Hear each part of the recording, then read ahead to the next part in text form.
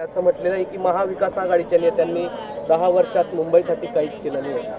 खरं आहे ना, चुकीचं काय? तुम्ही बघा आज मुंबई 10 वर्षामध्ये किती बदललेली आहे, कशा पद्धतीने इन्फ्रास्ट्रक्चरचं काम चाललेलं आहे. अगदी सगळ्याच क्षेत्रामध्ये आज मुंबई असेल, महाराष्ट्र असेल, हा किती वेगाने पुढे चाललेला आहे. नुसतं रस्त्याचं उदाहरण आपण घ्या. आज कुठेही जा तुम्ही देशभरामध्ये, महाराष्ट्रात म्हणत नाही मी, मुंबईत म्हणत नाही तर देशभरामध्ये कुठेही जा, इतके चांगले रस्ते या ठिकाणी होत आहेत, इतके चांगले रेल्वे मार्ग या ठिकाणी सुरू झालेले आहेत, नवीन रेल्वे सुरू झालेले आहेत, विमानतळ होत आहेत, प्रत्येक जिल्ह्यामध्ये विमानतळ होतं आहे. म्हणून मला असं वाटतं की या 10 वर्षामध्ये या देशाचं चित्र बदललेलं आहे आणि सगळ्या क्षेत्रामध्ये.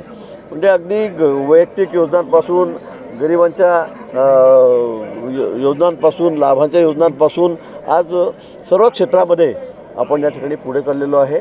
उद्योग क्षेत्रामध्ये आपण मोठी भरारी घेतलेली आहे. आता आपण इम्पोर्टच्या ऐवजी आपण एक्सपोर्टर मोठ्या प्रमाणात झालेलो आहोत.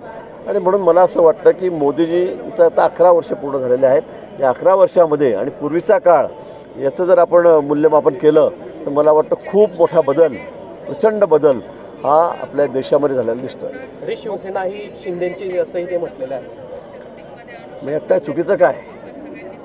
आता कुठलं उबाठा का कुठला उबाठा ना, उबाठा यांच्याकडे त्याला चिन्ह पण नाही आहे, नाव पण नाही आहे, काहीच नाही त्यांच्याकडे. शिंदेचीच खरं सेना आहे, शिवसेना आहे. त्यांच्याकडे आता चिन्हही कोर्टाने, सुप्रीम कोर्टाने मान्य केलेलं आहे वाटतं, सर्वोच्च न्यायालयाने. नाव पण त्यांना ते त्या ठिकाणी शिवसेना त्यांना मिळालेलं आहे.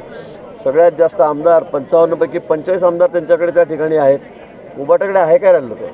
तर 10 आमदार राहिलेले आणि आता त्यांची परिस्थिती अजून नाजूक झालेली आहे. त्यामुळे मला असं वाटतं की हे कोर्टाने शिक्कामोर्तब केलेलं आहे. आम्ही म्हणतो म्हणून नाही की खरी शिवसेना ही शिंदेचीच आहे. काल संघाचा कार्यक्रम होता, नाथा उपस्थित होते, फडणवीसांची भेट होईल असं म्हटलं जात होतं. नाही, मला काही माहिती त्यांच्याबद्दल काय, माझा त्यांचा काही फार संबंध नाही सध्या. त्यामुळे त्याची भेट होणार होती न होती ते मला काही कल्पना नाही. मला आपण आज योगा दिवस आहे, राजकारणात कोणाला योगा करायचा? आज योगा दिवस आहे, राजकारणात तुम्ही कोणाला योगा करायला? तर सगळ्यांनाच. त्याच्यामुळे शारीरिक संतुलनही चांगलं राहतं आणि मानसिक संतुलनही चांगलं राहतं.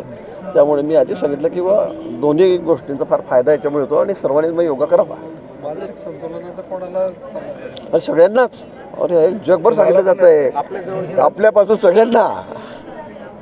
बोला. आमचे संतुलन बिघडले का? अरे चांगलं राहण्यासाठी.